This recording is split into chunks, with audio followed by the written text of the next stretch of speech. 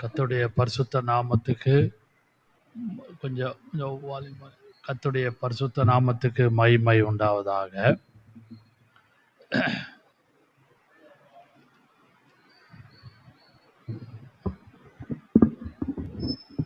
Romans, அதாவது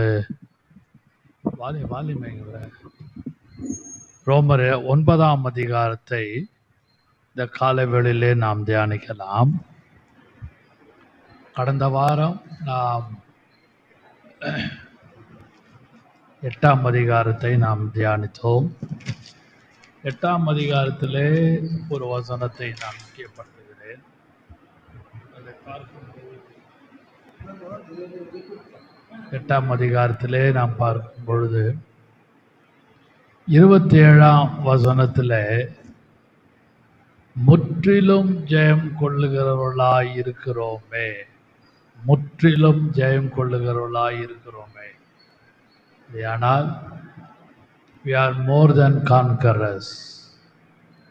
இன்னொரு விதத்தில் அடியான் சொல்வேன், ஆனால் சூப்பர் கான்கரன்ஸ், சூப்பர் கான்கரர்ஸ். முற்றிலும் ஜெயம் என்ற ஒரு வார்த்தை நம்மை ஆவிக்குள்ளே ஆழத்திலே நம்மை கொண்டு போகுது. முற்றிலும் ஜெயம் கொள்ளுகிறவர்களாய் இருக்கிறோமே.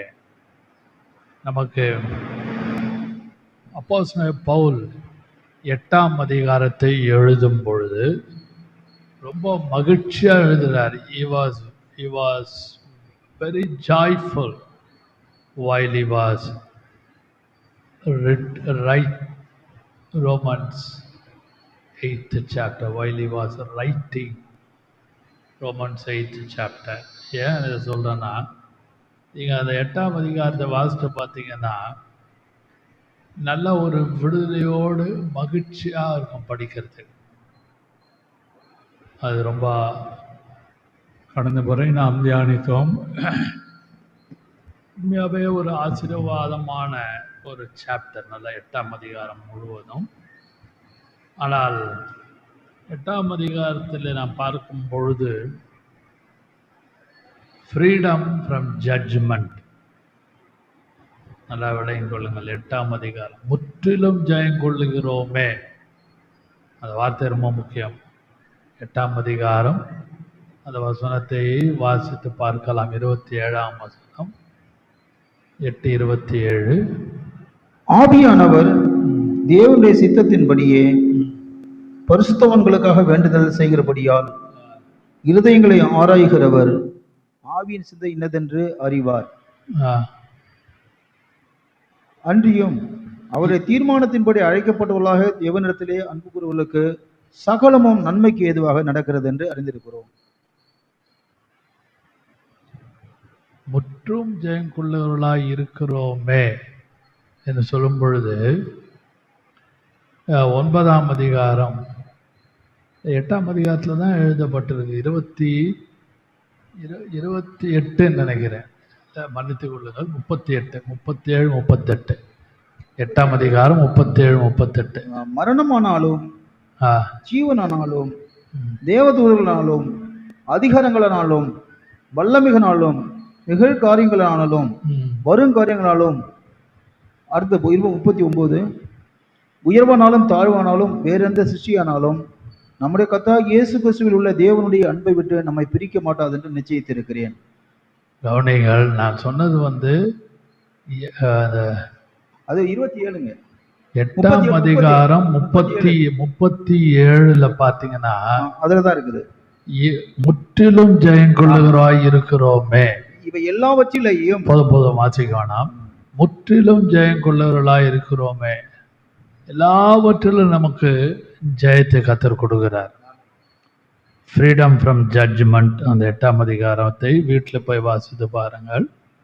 Freedom from defeat, freedom from discouragement, freedom from fear. 4 காரியங்கள் அந்த 8ஆம் அதிகாரத்திலே இருக்கிறது. இதெல்லாம் நான் இன்ட்ரடக்ஷனாக பேசுகிறேன். Freedom from judgement, freedom from defeat, freedom from discouragement, freedom from fear. அதனால்தான் we are more than conquerors. அதனால்தான் நாம் அந்த பவுலோடு சேர்ந்து கர்த்தரோடு வசனத்தின்படி அறிக்கையிட முடியும், நாம் முற்றிலும் ஜெயம் கொள்ளுகிறவர்கள். எல்லா இடங்களிலும் கர்த்தர் நம்ம வெற்றி சிறக்க பண்ணி கொண்டிருக்கிறார். அதை நன்றாக நீங்கள் விளங்கிக்கொள்ள. எல்லா இடங்களிலும் நம்ம வெற்றி சிறக்க பண்ணி கொண்டிருக்கிறார், வெற்றி சிறக்க பண்ணுகிறார். கொரிந்தியர்ல அப்போஸ்தலன் பவுல் எழுதியிருக்கிறார், எல்லா இடங்களிலும். எல்லா இடங்களிலும் என்று சொல்லும் பொழுது அது சபையா இருக்கட்டும், வீடா இருக்கட்டும், வேலை ஸ்தலமா இருக்கட்டும், ஊழியமா இருக்கட்டும், பிஸ்னஸா இருக்கட்டும், எல்லா இடங்களிலும் நம்ம வெற்றி சிறக்க பண்ணுகிறார். கவனிங்கள், இந்த 9ஆம் அதிகாரத்தை நான் சற்று தியானித்து கொண்டிருந்த பொழுது முதலாவது வசனத்தை வாசிக்கலாம். ரோமர் 9:1. எனக்கு மிகுந்த துக்கமும் இடைவிடாத மனவேதனையும் உண்டாயிருக்கிறது. போதும். கவனிங்கள், எனக்கு மிகுந்த துக்கமும் இடைவிடாது மனவேதனையும் உண்டாயிருக்கிறது. அப்படியானால் அந்த Pavul while he was writing 8th chapter, he was very full, he was very joyful. நல்ல மகிழ்ச்சியா சந்தோஷமா எழுதினார். ஏன் எழுதினார் தெரியுமா? அந்த 8ஆம் அதிகாரத்துல பார்த்தீங்கன்னா ஒரு வசனம் இருக்கு, எவர்களையெல்லாம் முன்குறித்தாரோ, யாரையெல்லாம் அழைத்திருக்கிறாரோ. நன்றாக கவனிங்கள், அந்த வசனத்தில் 8ஆம் அதிகாரத்தில் ஏன் மகிழ்ச்சியா இருக்கிறார் என்று சொல்லும் பொழுது, இருந்தார் என்று சொல்லும் பொழுது 8ஆம் அதிகாரம் 30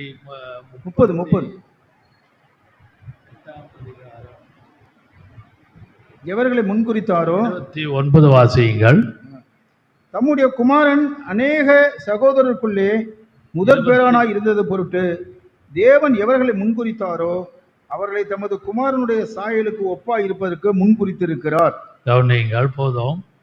எவர்களை, அவர்களை என்ற வார்த்தை 4 முறை வருகிறது. அவர்களை, அவர்களை, எவர்களை, எவர்களை இந்த வார்த்தை 4 முறை வருகிறது. நீங்க படிச்சீங்கன்னா தெரியும். அப்படிப்பட்ட ஒரு முன்குறித்தார், ப்ரீடெஸ்டினேஷன். அப்படி ஒரு மகிழ்ச்சியாக சந்தோஷமாக எழுதப்பட்ட, பவுலினால் எழுதப்பட்ட 8ஆம் அதிகாரம் ரொம்ப சந்தோஷமா இருந்துட்டு 9ஆம் அதிகாரத்தை அவர் வரும்பொழுது முதல் வசனத்துல எனக்கு மிகுந்த துக்கமும் இடைவிடாத மனவேதனையுமாய் உண்டாயிருக்கிறது. அப்படியானால் இந்த 8ஆம் அதிகாரம் 9ஆம் அதிகாரம் நீங்க வாசித்து பார்த்தீங்கன்னா 10ஆம் அதிகாரம் 8, 9, 10ஆம் அதிகாரம் 8ஆம் அதிகாரம் இஸ்ரவேல் ஜனங்களுடைய ஒரு பாஸ்ட் எக்ஸ்பீரியன்ஸ், கடந்த காலம். 9ஆம் அதிகாரம் ஒரு ரெஸ்டோரேஷன் அல்லது ப்ரெசண்ட் சிச்சுவேஷன்ல அங்கே காணப்படுகிறது. நீங்கள் நன்றாக மன்னித்துக் கொள்ளுங்கள். 9ஆம் அதிகாரம் ஒரு பாஸ்ட் எக்ஸ்பீரியன்ஸ், கடந்த காலத்தை காண்பிக்கிறது. அதனால்தான் நான் மிகுந்த வேதனையோடு இருக்கிறேன் என்று சொல்லுகிறார். 10ஆம் அதிகாரத்தை பார்த்தீங்கன்னா இஸ்ரேல் ஜனங்களுடைய ரிஜெக்ஷன், கர்த்தர் அவர்களை, இஸ்ரேல் ஜனங்களை புறம்பே தள்ளுகிறார். அந்த அதிகாரம் முழுதும் போய் வீட்டில் வாசிங்க, எல்லாவற்றையும் சொல்ல நேரம் இல்லை. 11ஆம் அதிகாரம் இஸ்ரேல்ஸ் ஃபியூச்சர், இஸ்ரேல் ஜனங்களுடைய எதிர்காலம். 9ஆம் அதிகாரம், 10ஆம் அதிகாரம், 11ஆம் அதிகாரம். நன்றாக விளங்கிக் கொள்ளுங்கள். இதெல்லாம் ரொம்ப ஆழமான வார்த்தை. 9ஆம் அதிகாரம் த பாஸ்ட் எக்ஸ்பீரியன்ஸ், இஸ்ரேல் ஜனங்களுடைய கடந்த காலம். 10ஆம் அதிகாரம் இஸ்ரேல்ஸ் ரிஜெக்ஷன், இஸ்ரேல் ஜனங்களை கர்த்தர் கொஞ்சம் ரிஜெக்ட் பண்றார். காரணம் இருக்கிறது, வேதத்திலே வசனம் இருக்கிறது. 11ஆம் அதிகாரத்திலே பார்ப்போமானால் இஸ்ரேல்ஸ் ஃபியூச்சர் கவனியுங்கள். இதை எப்படி நான் கடந்த காலம், நிகழ்காலம், எதிர்காலம் என்று சொல்லும் பொழுது, இஸ்ரேல் ஜனங்கள், யூத ஜனங்கள் எப்படியெல்லாம் கர்த்தருக்கு விரோதமாயிருந்தார்கள் என்று சொல்லும் பொழுது, இயேசு காலத்துக்கு நாம் சற்று யோசிப்போமானால், படித்து பார்ப்போமானால், யோவான் 10ஆம் அதிகாரம் 19ஆம் வசனத்திலிருந்து 21ஆம் வசனம் முடிய ஒரு பகுதி, 33ஆம் வசனம், 19ஆம் வசனம் வாசியுங்கள். இந்த வசனங்களின் நிமித்தம் இந்த வசனங்களின் நிமித்தம் யூதருக்குள்ளே மறுபடியும் பிரிவினை யூதர்களுக்குள்ளே மறுபடியும், அதாவது பிரிவினை இஸ்ரவேல் ஜனங்களுக்குள்ளே, among the Jews, among the people of Israel, மறுபடியும் பிரிவினை உண்டாயிற்று. அதான் நான் சொன்னேன், இஸ்ரவேல் ஜனங்களுடைய பாஸ்ட் எக்ஸ்பீரியன்ஸ். ரொம்ப பவுல் அதை ரொம்ப அழகாக எழுதுகிறார். நீ அதை ஒப்பிட்டு படித்து பார்த்தால் நன்றாக உங்களுக்கு விளங்கும். இயேசு சொன்ன வார்த்தைகள் யூதர்களுக்குள்ளே, அதாவது கர்த்தருடைய தம்மால் அழைக்கப்பட்ட எவர்களை முன்குறித்தாரோ, எவர்களை அழைத்தாரோ, எவர்களை நீதிமான்களாக்கினாரோ, அவர்கள் எல்லாரும் அந்த கூட்டத்துக்குள்ளே இயேசு தன்னுடைய ஜீவிய காலத்துக்குள்ளே பார்க்கும் பொழுது, அவரால் அழைக்கப்பட்ட விசேஷித்த ஜனங்களுக்குள்ளே ஒரு பிரிவினை உண்டாயிற்று. ரொம்ப ஆழமானது. ரோமர் எழுதின நிருபம் ரொம்ப ஆழமான ஒரு புஸ்தகம். அது நீங்கள் நன்றாக ஆழ்ந்து படிக்க வேணும். சும்மா ஏதோ குருட்டாட்டமாக படிச்சுட்டு போகிறதுல எந்த பிரயோஜனமே இல்லை. இதில் நீங்கள் வாசிக்கும் பொழுது 22ஆம் வசனம் வாசியுங்கள். பின்பு எருசலேமிலே தேவாலய பிரதிஷ்டை பண்டிகை வந்தது, மாரிகாலமுமாய் இருந்தது. வாசிங்க. இயேசு தேவாலயத்தின் சாலமோனுடைய மண்டபத்திலே உலாவிக் கொண்டிருந்தார். அப்பொழுது யூதர்கள் அவரை சூழ்ந்து கொண்டு, எதுவரைக்கும் எங்கள் ஆத்துமாவுக்கு சந்தேகம் உண்டாக்குகிறீர்? எதுவரைக்கும் யூதர்கள் கேட்கிறேன், எதுவரைக்கும் யூதர்கள் சந்தேகத்தை உண்டாகும். 33ஆவது வசனம். யூதர்கள் அவருக்கு பிரதியுத்தரமாக, நற்கிரியைகளின் நிமித்தம் நாங்கள் உன்மேல் கல் எறிகிறது இல்லை. கவனிங்கள், அங்கேயும் பார்த்தீங்கன்னா they are against Jesus. நன்றாக விளங்கிக் கொள்ள வேண்டும். இந்த 9ஆம் அதிகாரத்தில் நான் உங்களுக்கு சொல்றது முக்கியமான சில வார்த்தைகள். ஏன் இஸ்ரவேல் ஜனங்களை கர்த்தர் ரிஜெக்ட் பண்ணினார்? they are against Jesus. நன்றாக அதை ஆழ்ந்து படித்து பார்க்க வேண்டும். இஸ்ரவேல் ஜனங்களுடைய பாஸ்ட் எக்ஸ்பீரியன்ஸ். 9ஆம் அதிகாரம் 7ஆம் வசனம் வாசியுங்கள். ரோமர் 9:7. அவர்கள் ஆபிரகாமின் சந்ததியாராலும் எல்லாரும் பிள்ளைகள் அல்லவே, எல்லாரும் பிள்ளைகள் அல்லவே, ஈசாக்கிடத்தில் உன் சந்ததி விளங்கும் என்று சொல்லி இருக்கிறாரே. ஈசாக்கு கிட்ட தான் அவருடைய சந்ததி விளங்குச்சு. ஆபிரகாமுடைய சந்ததி தான். ஆனால் all are not children of Abraham. எல்லாரும் ஆபிரகாமுடைய பிள்ளைகள் அல்லவே. அது மட்டுமல்ல, 13ஆம் வசனம் வாசிக்கலாம். 9ஆம் அதிகாரம் ரோமர் 9:13. அப்படியே யாக்கோபை சிநேகித்து ஏசாவை வெறுத்தேன் என்றும் எழுதியிருக்கிறது. கவனிகள், யாக்கோபை சிநேகித்து, இதுதான் the past experience or past life of people of Israel. யாக்கோபை சிநேகித்து ஏசாவை வெறுத்தேன் என்று எழுதியிருக்கிறது. 27ஆவது வசனம். 27.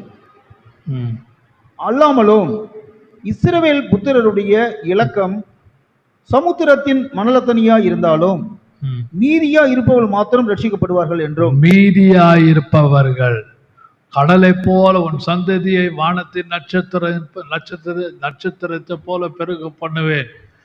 கீழே இருக்க பூமி கடற்கரை மணலை போல பொண்ணு சந்ததி பெருக பண்ணுவேன் என்று சொன்னாலும், மறுபடியும் அந்த வசனத்தை வாசியுங்கள். அல்லாமலும் இஸ்ரவேல் புத்திரருடைய இலக்கம், வசனம் ரோமர் 9ஆம் அதிகாரம் 27. அல்லாமலும் இஸ்ரவேல் புத்திரருடைய இலக்கம் சமுத்திரத்தின் மனதத்தனையாய் இருந்தாலும், மல்டிடியூட் ஆஃப் பீப்புள் மணலை போல கடற்கரை மணலை போல பெருகி இருந்தாலும், மீதியா இருப்பவர்கள் மாத்திரமே ரட்சிக்கப்படுவார்கள். the remnant of Israel, அவர்கள் the remnant of Israel, அத மீதியா இருக்கிற இஸ்ரவேல் ஜனங்கள் அவர்கள் மட்டும் ரட்சிக்கப்படுவார்கள். 28ஆம் வசனம், அவர் நீதியோடே சீக்கிரமாய் தம்முடைய காரியத்தை நிறைவேற்றுவார். அவர் நீதியோடே, கவனிங்கள் 28ஆம் 9ஆம் அதிகாரம் 28ஆம் வசனத்திலே நாம் பார்ப்போமானால், வேதம் சொல்லுகிறது, அந்த இடத்துல ஒரு 28 மறுபடியும் வாசியுங்கள். அவர் நீதியோடே சீக்கிரமாய் தம்முடைய காரியத்தை நிறைவேற்றுவார். அவர் நீதியோடே தம்முடைய காரியத்தை நிறைவேற்றுவார். ஆமென், ஹல்லேலூயா. According to his righteousness. கவனிங்கள், we are meditating the Romans 9th chapter. The whole 9th chapter we are meditating. Kindly you can follow that. 9ஆம் அதிகாரத்திலே நாம் பார்ப்போமானால், தேவன் இந்த இடத்துல the whole chapter 9 Romans 9th chapter, if you go through, you can see how Paul explained about the past, present and the future of Israel. அன்பான கர்த்தருடைய பிள்ளைகளே, 8th chapter he was very joyful while he was writing the 8th chapter. Paul was very joyful, but while then he come to the 9th chapter. If you go to 9th chapter, first verse, I say the truth in Christ, I lie not, my conscience also bearing me witness in the Holy Ghost. அதாவது இந்த வார்த்தையிலே in English Bible, the second verse I am reading, that I have great heaviness, that I have a great heaviness and also a continual sorrow in my heart.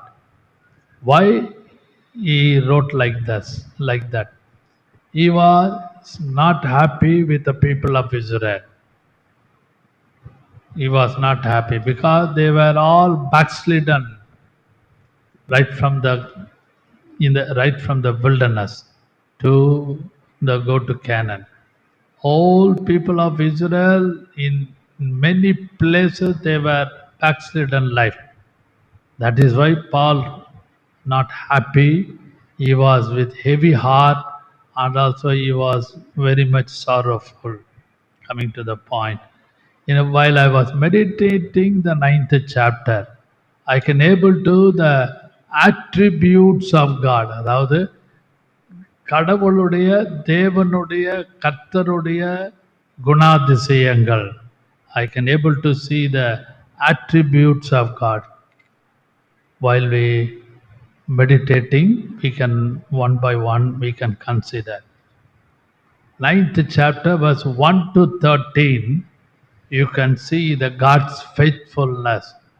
9ஆம் அதிகாரம் முதல் 13 வசனங்களை நாம் வாசிப்போமானால், தேவனுடைய உண்மை. If you go through whole 9th chapter verse 1 to 13, you can able to find God's faithfulness.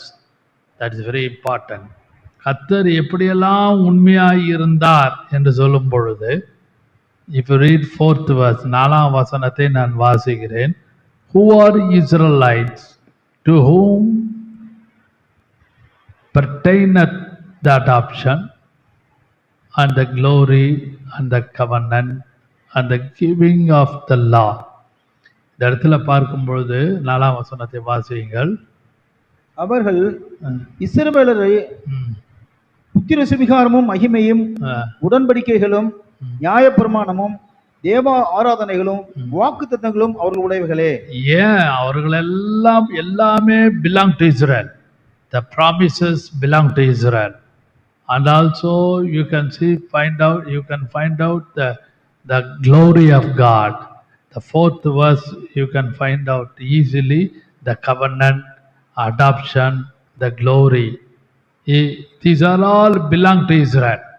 இதெல்லாம் Israel ஜனங்களுக்காக கொடுக்கப்பட்டதே, இப்பொழுது எல்லாமே விலகி போய்விட்டது என்று பவுல் ரொம்ப துக்கத்தோடு வேதனையோடு இருந்தார்.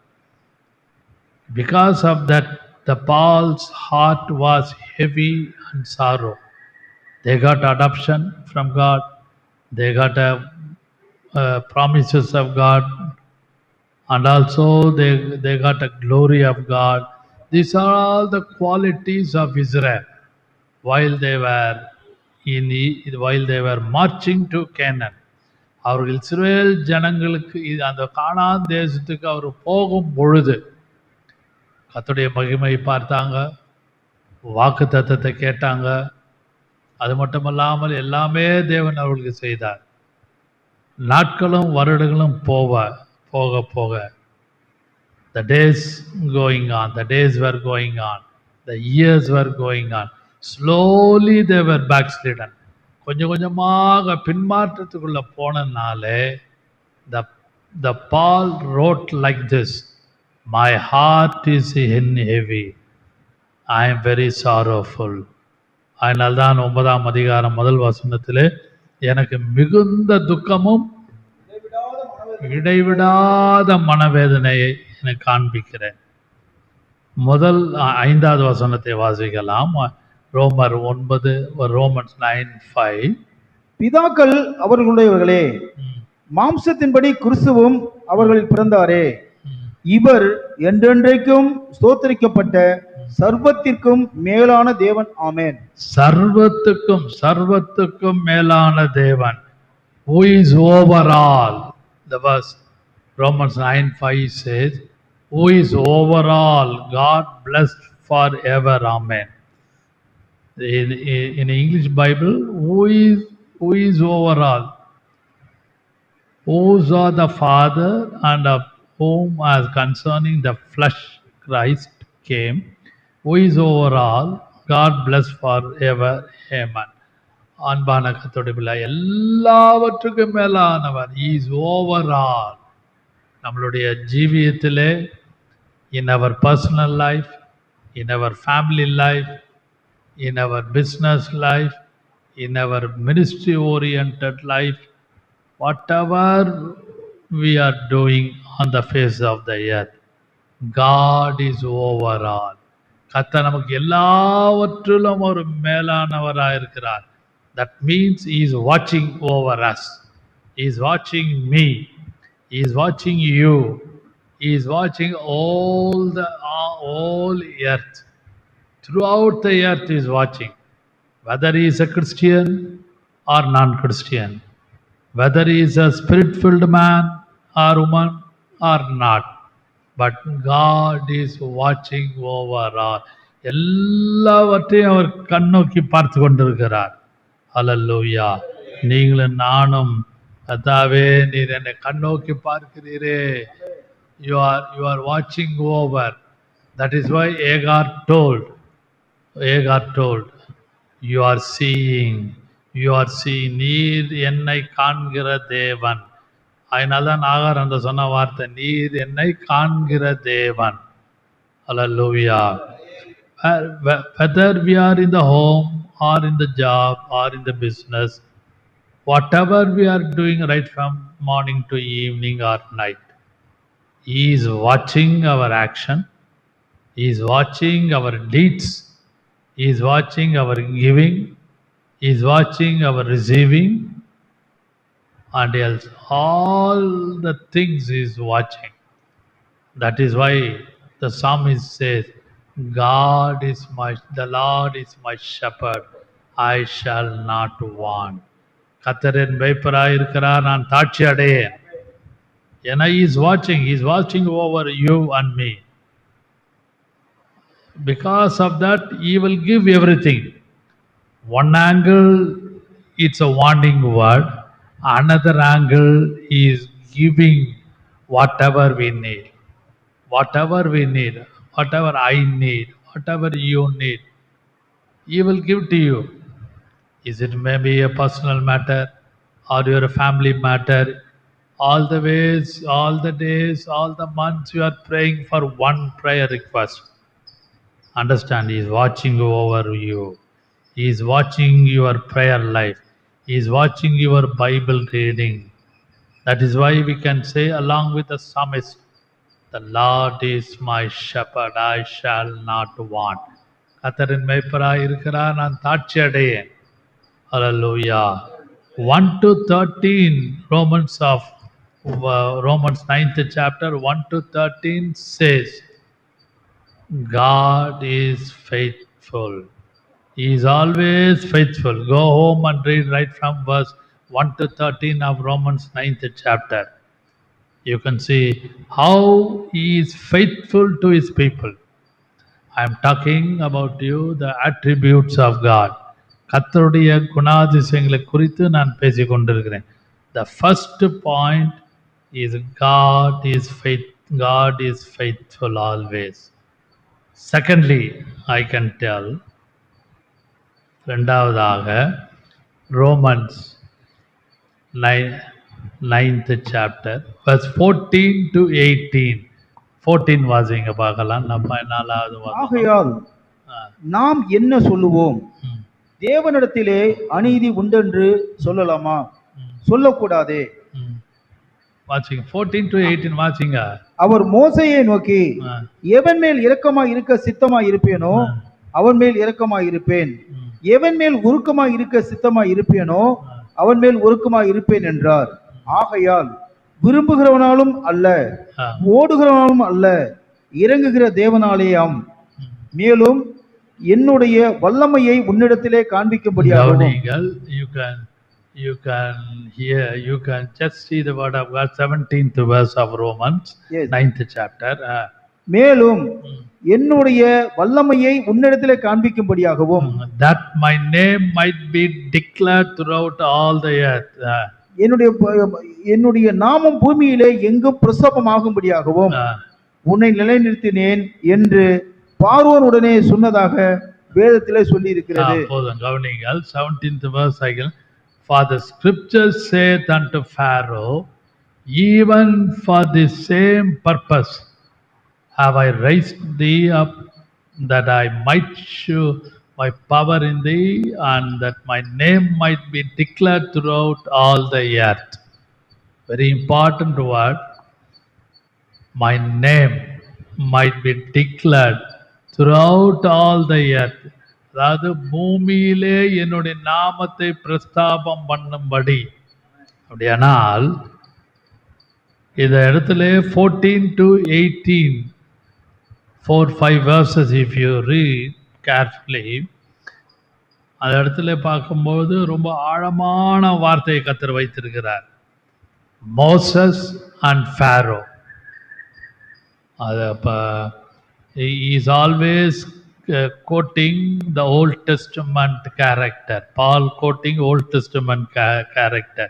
If you go to Exodus 9:16 வாசிங்க பார்க்கலாம். யாத்திராகமம் 9:16. யாத்திராகமம் 9:16. Exodus 9:16. என்னுடைய வல்லமையை உன்னிடத்திலே காண்பிக்கும்படியாகவும் என் நாமம் பூமி எங்கும் பிரசவமாகும்படியாகவும் உன்னை நிலைநிறுத்தினேன். மறுபடியும் வாசியுங்கள். என்னுடைய வல்லமையை உன்னிடத்திலே காண்பிக்கும்படியாகவும் என் நாமம் பூமி எங்கும் பிரசவமாகும்படியாகவும் உன்னை நிலைநிறுத்தினேன். The same word, the Romans 9:14 to 18, 17 and 18, and you can compare to this Exodus 9:16. The same word is there. My name will be declared throughout all the earth. My name will be, you can see actually in 9:16 வாசிங்க. and in every என்னுடைய deed வல்லமையை for this உன்னிடத்திலே cause. காண்பிக்கும்படியாகவும் Ah, என் நாமம் பூமியெங்கு பிரஸ்தாபமாகும்படியாகவும் உன்னை நிலைநிறுத்தினேன். நீங்கள் have I raised thee up from for to show in the my power that my name may be declared throughout all the earth. Here you can see in 9th chapter Moses and Pharaoh. There were two persons.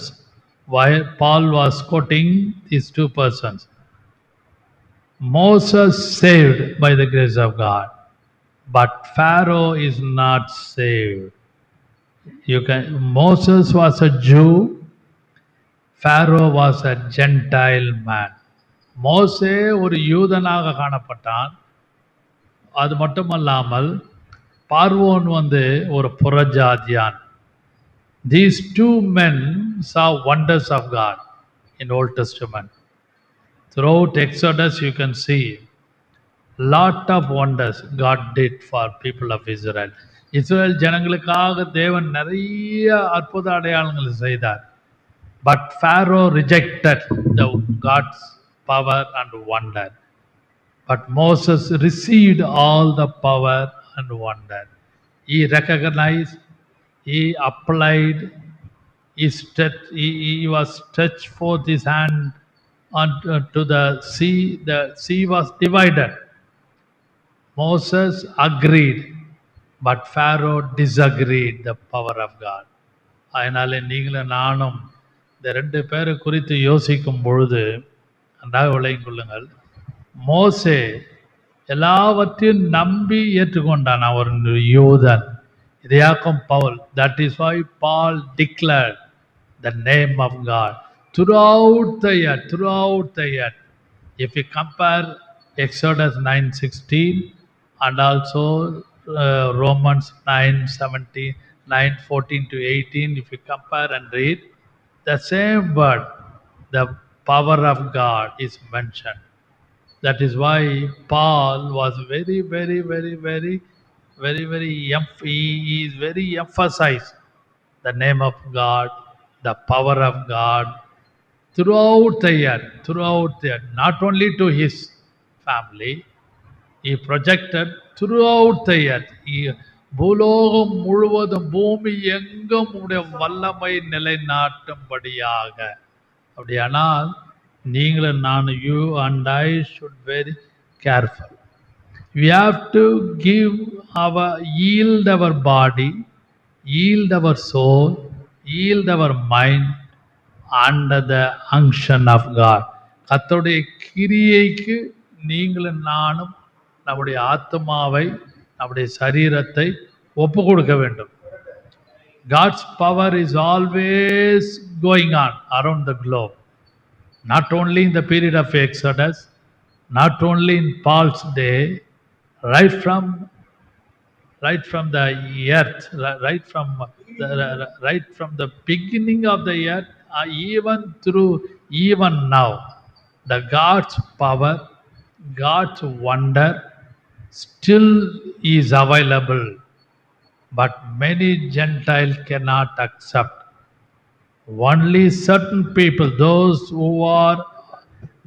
who are saved, can understand the power of God and also the will of God. Hallelujah. நீங்களும் நானும் கர்த்தருடைய வல்லமை விளங்கி அது யோசித்து ஜெபிக்க பழகணும். Pharaoh rejected the power of God. He hardened his own heart. தன்னுடைய இருதயத்தை அவன் கடினப்படுத்தி கொண்டான். He didn't realize the power of God. But Moses, he received and realized. அவன் எல்லாவற்றையும்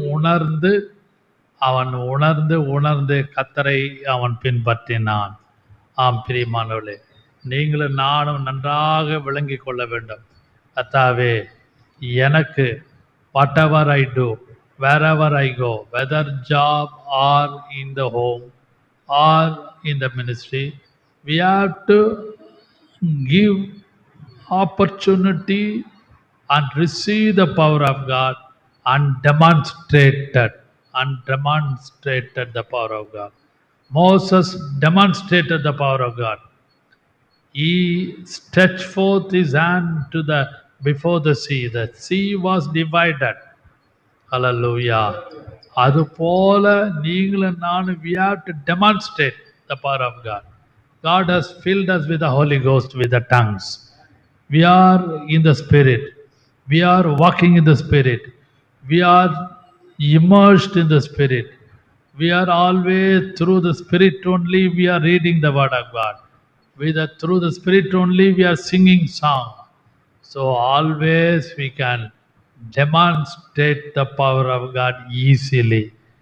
These are all based on the faith.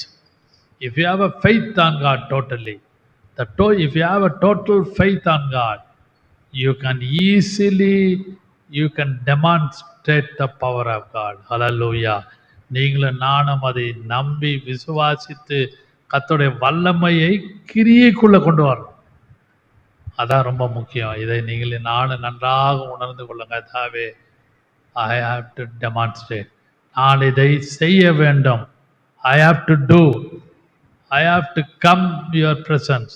உங்களுடைய பிரசன்னத்துக்குள்ளே, உங்களுடைய சமூகத்துக்குள்ளே ஐ ஹாவ் டு கம். நான் உள்ள வந்து பிரசன்னத்திலே உங்களுடைய ஆளுகைக்குள்ளாக நான் வரும்பொழுது உங்களுடைய வல்லமையை பூமி எங்கும் காட்டுவதற்கு என்னை மோசேயை போல நிலைநிறுத்தும் ஐயா. ஹல்லேலூயா. கடைசியாக லாஸ்ட்லி வாசிக்கலாம், வாசிங்கள். Romans 9th chapter 19 to 21, 19 to 29. Romans 9th chapter. இப்படியானால் 19 to 29 வாசிங்க. இப்படியானால் அவர் இன்னும் ஏன் குற்றம் பிடிக்கிறார்? அவர் சித்தத்திற்கு எதிர்த்து நிற்பவன் யார் என்று என்னுடனே சொல்லுவாய். அப்படியானால் மனுஷனே, தேவனோடு எதிர்த்து நிற்கிற நீ யார்? உருவாக்கப்பட்ட வஸ்து உருவாக்கினவனை நோக்கி நீ என்னை ஏன் இப்படி உண்டாக்கினாய் என்று சொல்லலாமா? மிதியிட்ட ஒரே களிமண்ணினாலே குயவன் ஒரு பாத்திரத்தை கனத்துக்குரியதுக்காகவும் ஒரு பாத்திரத்தை கனவீனமான காரியத்துக்கும் பண்ணுகிறதுக்கு மண்ணின் மேல் அவனுக்கு அதிகாரம் இல்லையா? தேவன் தமது கோபத்தை காண்பிக்கவும் தமது வல்லமையை தெரிவிக்கவும் தாம் மகிமைக்காக எத்தனமாக்கின கிருபா பாத்திரங்கள் மேல் தம்முடைய மகிமையின் ஐஸ்வர்யத்தை தெரியப்படுத்தவும் சித்தமாய் அழிக்க எத்தனமாக்கப்பட்ட கோபாக்கினை பாத்திரங்கள் மேல் மிகவும் நீடிய சாந்தத்தோட பொறுமையா இருந்ததுனாலே போதும். 9th chapter, Romans 9th chapter 19 to 29.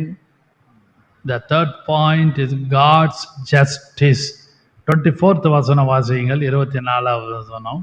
ரோமர் 9:24. அவர் பூமியிலிருந்து இருந்து மாத்திரமல்ல புறஜாதிகளிலும் இருந்து நம்மை அழைத்திருக்கிறாரே. அவர் யூதரிலிருந்து மாத்திரமல்ல புறஜாதியிலிருந்தும் நம்மை அழைத்திருக்கிறாரே. Not only by Jews, not only, அதாவது even as whom he hath called, not of the Jews only but also of the Gentile. அப்படியானால் he hath called, நம்ம அழைத்தும் இருக்கிறாரே. Not only Jews. The Paul emphasized two groups, Jews and Gentile. We are all called Gentile people. People of Israel is called by God in period of grace. In this period of grace, இப்பொழுது இருக்க கிருபையின் காலத்திலே you are called by God. That is why you are saved. That is why you are taken baptism. That is why you are filled with the Holy Ghost. You are called by God. அதான் அந்த அழைத்த அந்த வசனம் வாசிங்க. 24ஆம் வசனம் வாசிங்க மறுபடியும். அவர் யூதரிலிருந்து மாத்திரமல்ல புறஜாதிகளுக்கு மாத்திரம் புறஜாதியார்களுக்கும் நம்மை அழைத்திருக்கிறாரே. நம்ம அழைத்து, not only for Jews, he called throughout the face of the earth. He called out whole earth. எல்லா புறஜாதியார்கள், the whole Gentile is called by God. In that ring you and I selected by God. நீங்களும் நான் அந்த வட்டத்துக்குள்ளே கர்த்தர் நம்மை தெரிந்து கொண்டு இருக்கிறார். ஏதோ யூதர்களுக்காக அல்லது தம்முடைய ஜனங்களுக்காக அவர் வந்தார் என்று இருந்தாலும், ஆனாலும் அவர் சொந்த ஜனங்கள், his own people rejected him. இயேசுவை they rejected Jesus. இயேசுவை புறம்பே தள்ளினார்கள். They didn't listen the word of God. அவர்கள் இயேசுவுடைய வார்த்தையை ஏற்றுக்கொள்ளவில்லை. ஆனாலும் by the grace of God he called Jews and also Gentile. That is why I can point out God's justice. He is not a partial one. God is not a partial one. He is for whole family, whole humankind, whole men and women. He is for all men and women. அன்பான கர்த்தருடைய பிள்ளைகளே, உங்களுக்கும் எனக்கும் எல்லாருக்கும் அவர் தேவைப்படுகிறபடினாலே he called us. நம்ம அழைத்தும் இருக்கிறார். நீங்களே நானும் கர்த்தாவே என்னை அழைத்தீரே, ரட்சிப்பின் வழியிலே என்னை அழைத்தீரே, பரிசுத்தாவின் வழியிலே அழைத்தீரே, ஞானஸ்நானம் எடுக்க என்னை அழைத்தீரே, நானும் என் வீட்டாரும் என்று as for me and my house we will serve the Lord. நானும் என் வீட்டாரும் என்றால் கர்த்தரை சேவிப்போம். அந்த வாக்கை கர்த்தர் நம்ம அழைத்தபடினாலே he is fulfilling the word of God in your life, in your family life, in your husband, in your wife, in your children, in your grandchildren. He is fulfilling, or he is called. He slowly is calling your children, slowly is calling your grandchildren. He is faithful always. He is very justice, and also he is very righteous God. That is why we have to, along with Paul, we can praise God. Hallelujah. கர்த்தாவே, உம்முடைய பிள்ளையாகிய இயேசு குறித்து நாங்கள் எப்பொழுது யோசிக்கக்கூடிய கிருபை கொடுத்து, பவுலோடு சேர்ந்து நாங்கள் along with Paul we can lift up our hand and praise God. Hallelujah. கர்த்தாவே நம்மை ஆசீர்வதிப்பாராக. 3 குறிப்பை நான் இந்த காலை வேளையிலே உங்களோடு நான் சொன்னேன். There are 3 points in Romans 9th chapter. First of all is God's faithfulness. Secondly, I can tell God's righteousness. Third, God's justice. நாம் ஜெபம் பண்ணுவோம். அன்பின் பிதாவே, இந்த வேளையிலும் எல்லாவற்றையும் நீர் அறிந்திருக்கிறீர் ஐயா. Lord, open the windows of heaven and shower the blessing. Lord, we meditate Romans 9th chapter. You are a faithful, you are a justice, you are a righteous. Open the windows of heaven and shower the blessings upon us. Wherever I go, whatever I do, wherever we go, Lord, be with us and guide us and cover us under the precious blood. எங்களை இரத்தத்தாலும் மூடி எங்களோடு கூட இருந்து எங்களை வழி நடத்தி உடைய சித்தத்தின்படி வழி நடத்துவீராக. இயேசுவின் நாமத்தில் பிதாவே. Amen. Amen. Amen. Amen. Thank you very much. God bless you.